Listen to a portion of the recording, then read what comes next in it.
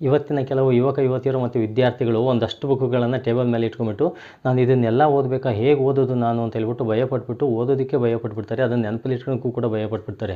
ಅವರಿಗೆ ಒಂದು ವಿಷಯ ಏನಪ್ಪ ಅಂದರೆ, ಕಿವಿ ಮಾತು, ಒಂದು ಕಾರ್ಖಾನೆ ಗಡಿಯಾರವನ್ನು ಮಾಡ್ತಕ್ಕಂಥದ್ದು, ಅದು ಹೊಸ ರೀತಿ ಗಡಿಯಾರವನ್ನು ಮಾಡೋದಕ್ಕೆ ಅಂತ ಹೇಳ್ಬಿಟ್ಟು ಪ್ರಾರಂಭ ಮಾಡ್ತಾರೆ.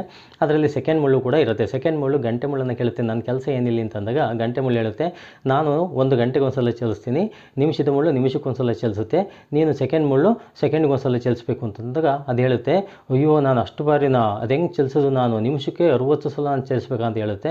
ಹೌದು, ನೀನು ಚಲಿಸ್ಬೇಕು ಅಂತ ಹೇಳುತ್ತೆ. ಅದಕ್ಕೆ ಈ ನಿಮ್ಮ ಸೆಕೆಂಡ್ ಮುಳ್ಳು ಏನು ಹೇಳುತ್ತೆ, ನಾನು ವರ್ಷಕ್ಕೆ 3,15,36,000 ಬಾರಿ ನಾನು ಚಲಿಸ್ಬೇಕಾ ಅಂತ ಹೇಳುತ್ತೆ. ಹೌದು, ನೀನು ಚಲಿಸ್ಬೇಕು ಅಂತ ಹೇಳ್ಬಿಟ್ಟು ಗಂಟೆ ಮುಳ್ಳು ಹೇಳ್ಬಿಡುತ್ತೆ. ಅವಾಗ ಅಷ್ಟನ್ನು ನೆನಪು ಮಾಡ್ಕೊಂಡು ಅದೇ ಮಾಡುತ್ತೆ, ಪ್ರಜ್ಞೆ ತಪ್ಪಿ ಬಿದ್ದೋಗ್ಬಿಡುತ್ತೆ. ಬಿದ್ದೋದಾಗ ಏನಾಗುತ್ತೆ, ಈ ಗಂಟೆ ಮುಳ್ಳು ಮತ್ತು ನಿಮಿಷದ ಮುಳ್ಳು ಎರಡು ಹೋಗಿ ನೀರನ್ನು ಹಾಕಿ ಏಳಿಸ್ತವೆ. ಆವಾಗ ಗಂಟೆ ಮುಳ್ಳು ಹೇಳುತ್ತೆ ಸೆಕೆಂಡ್ ಮುಳ್ಳಿಗೆ, ನೀನು ಅಷ್ಟು ಬಾರಿ ಒಂದೇ ಸಲ ನೀನು ಚಲಿಸ್ಬೇಕಾಗಿಲ್ಲ, ಸೆಕೆಂಡ್ಗೆ ಒಂದ್ಸಲ ಚಲಿಸಿದ್ರೆ ಸಾಕು ನೀನು ಅಂತ ಹೇಳ್ಬಿಟ್ಟು ಹೇಳುತ್ತೆ. ಹೌದಾ, ಸೆಕೆಂಡಲ್ಲಿ ನಿನಗೆ ಚಲಿಸೋದಕ್ಕೆ ಒಂದು ಸಮಯನೂ ಕೂಡ ಇರುತ್ತೆ ಅಂತ ಹೇಳ್ಬಿಟ್ಟು ಹೇಳುತ್ತೆ. ಹೌದಾ, ಸರಿ, ಹಾಗಾದರೆ ನಾನು ಚಲಿಸ್ತೀನಿ ಅಂತ ಹೇಳ್ಬಿಟ್ಟು ಹೇಳುತ್ತೆ.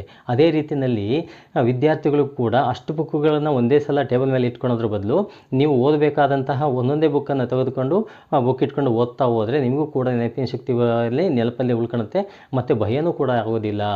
ಅದಕ್ಕೋಸ್ಕರ ಆ ಒಂದು ಕೆಲಸವನ್ನು ಇವತ್ತಿಂದನೇ ಮಾಡಿ ಆದಷ್ಟು ವಿದ್ಯಾರ್ಥಿಗಳಿಗೆ ಈ ವಿಡಿಯೋವನ್ನು ಶೇರ್ ಮಾಡಿ.